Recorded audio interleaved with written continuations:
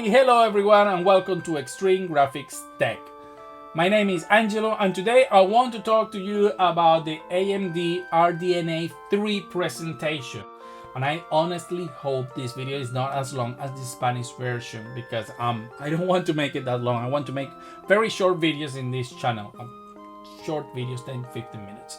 I was initially very disappointed with the presentation, I have to say, and I was expecting more from AMD, and by the time it ended, I was really disappointed, right? And I wanted to make a video straight away, but I say no, let's just wait, let's look at numbers, let's just think about this, and then we are going to make a video about it because I don't want to do it with a hot head.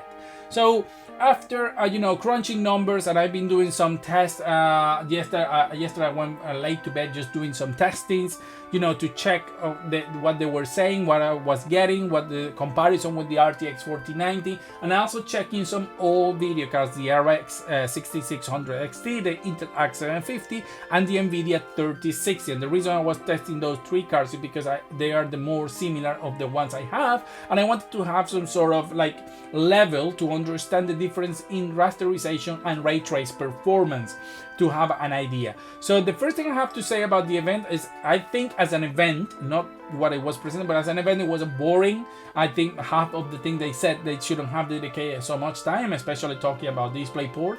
I don't understand why this is such a feature that needed to be talk in an event like this, because all it does, yes, is allow you to get to 4K 480 FPS or hertz and 8K 120 or 240, I believe.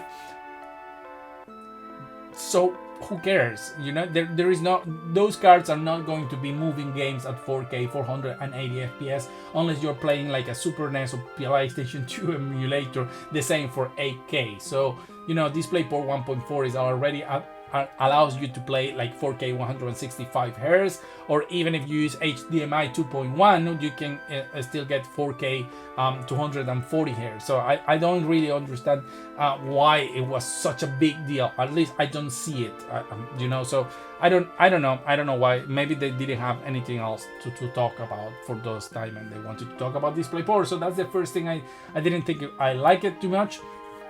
Then on the ray tracing performance, I think the uplift in ray tracing performance is low. It's not big enough to compete with Nvidia, but not only with Nvidia, because today, while doing testing, Intel Arc is a beast when it comes to ray tracing, considering the performance of the card.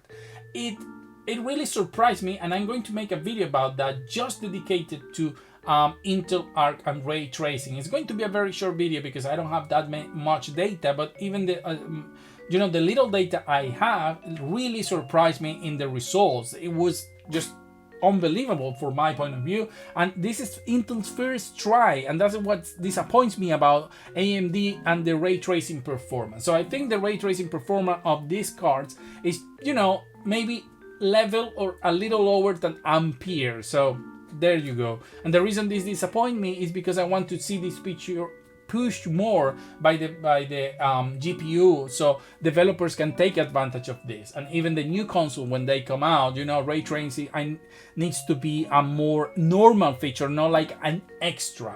Ray tracing is now, from my point of view, part of the future of video games. So it disappointed me.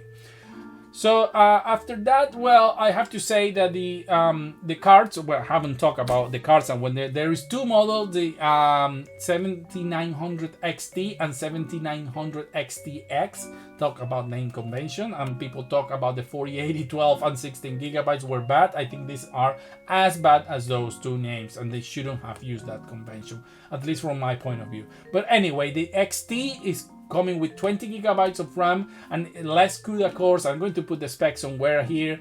CUDA cores, sorry, compute units. And the XTX is going to be the full chip and is going to feature 24 gigabytes of VRAM and be the fastest one of the two.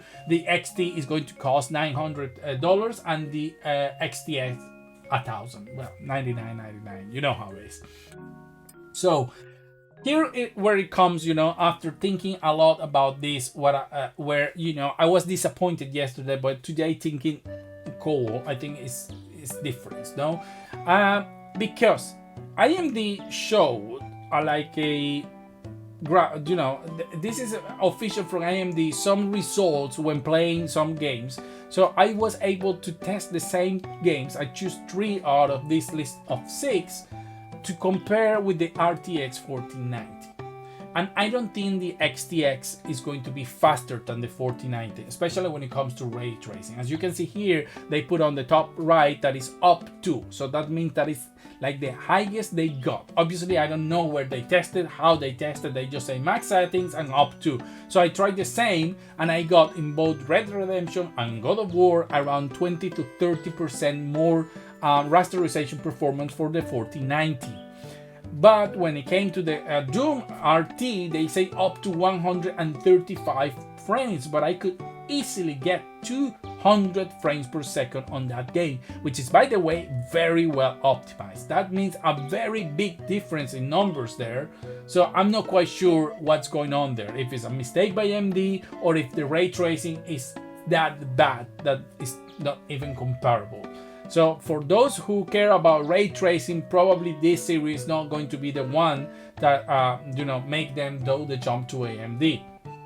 However, for those that don't care, this is where things get tricky, because this card has an aggressive price.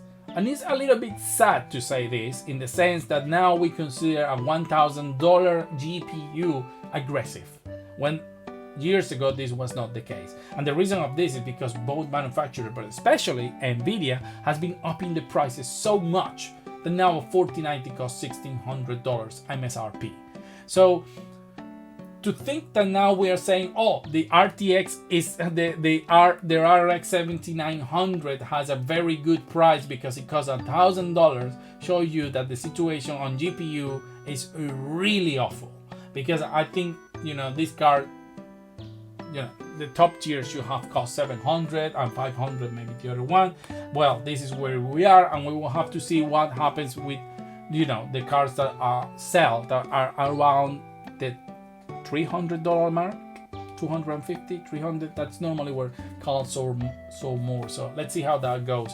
But it's a little bit sad when you think about it. Anyway, the point is that this card in raster performance, even if it's at the end around 20 to 30% slower than a 4090, just from a raster perspective, for people who only care about rasterization, puts not the 4090, because the 4090 is supposed to be that thing that the faster thing in the world, and it's good, they are going to charge whatever, but it's against the 4080 16 gigabytes and the 40, or whatever they rename it, 4080 12 gigabyte.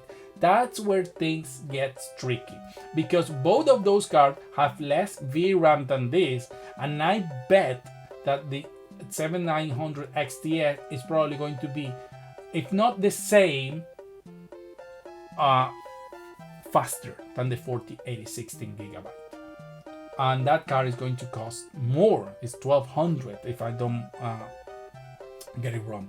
So what about the 4080 12 gigabyte or 4070 or whatever they decide to call that, right? It was going to be like what, 1,000, and it's going to be slower probably than each one of these. So that's where I think AMD is pointing at. AMD is not trying to get the crown for the fastest GPU, and they know it. And they know it because it was funny when the guy said the fastest GPU on the planet, and then added the under $1,000.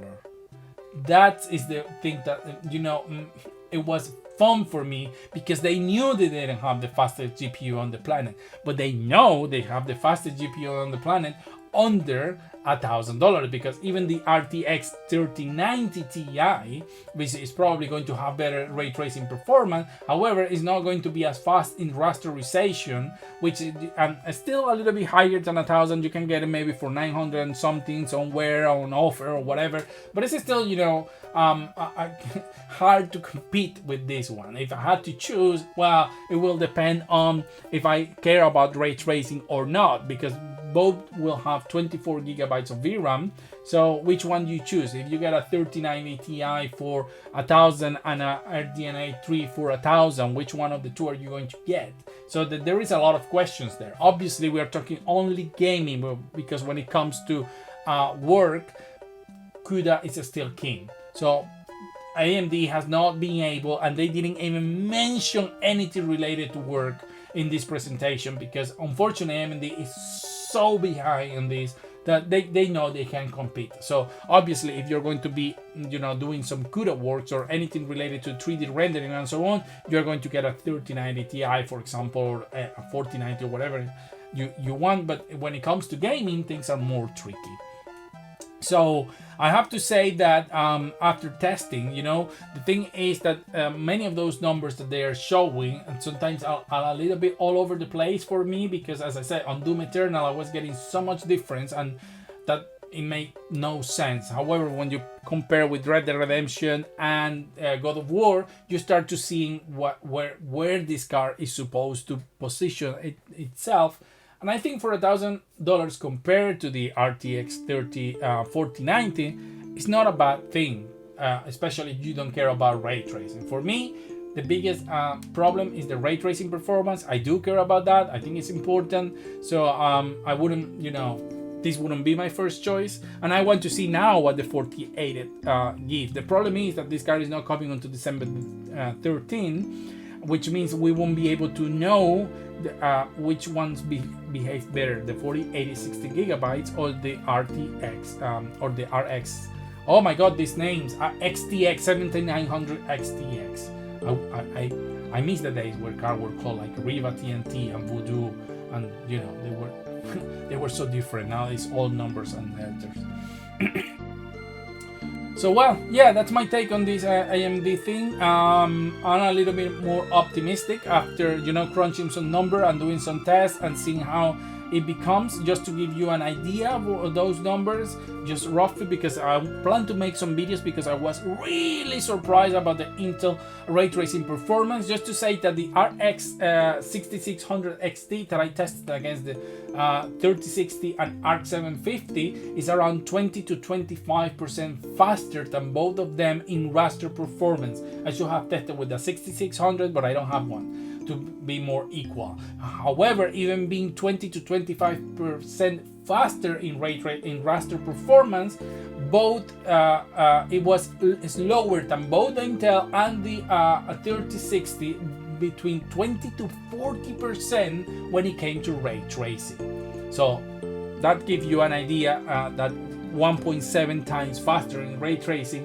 is not really a big of a difference. However, I have to say that I was expecting worse, and I think AMD has been improving the ray tracing performance through drivers, because I remember them being a lot worse. So now they seems to be, I won't say that that you can play as good with ray tracing as with the other cards, but you are not going to have either a very bad experience. So if you know how to activate things, you will be able to play. However, that's not part of this conversation, and I will leave it here because I don't want to make this video longer than it needs to. That's sort of my opinion. What do you think? Are you going to buy one? Are you planning to buy one? Or just sticking with Nvidia? Do you think it's time to move to Red?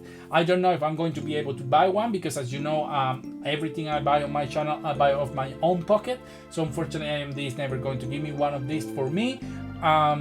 If I can buy one, I will. I doubt it, because all my money went to the RTX 4090 for my tech reviews of games, so I needed the best of the best in that case at the time. But for review purposes, because I'm spending so much money on these cards just to test it and then just put it on a box, is not, good. Even though, yeah, I will use it from time to time, but it's only to test. The 4090 is my GPU to play. So I'll leave it at that. Thank you guys very much, and see you on the next video, which I have some very good ones prepared, because I have a lot of things that came out of this AMD presentation. Gave me very good idea. So we'll see you very soon.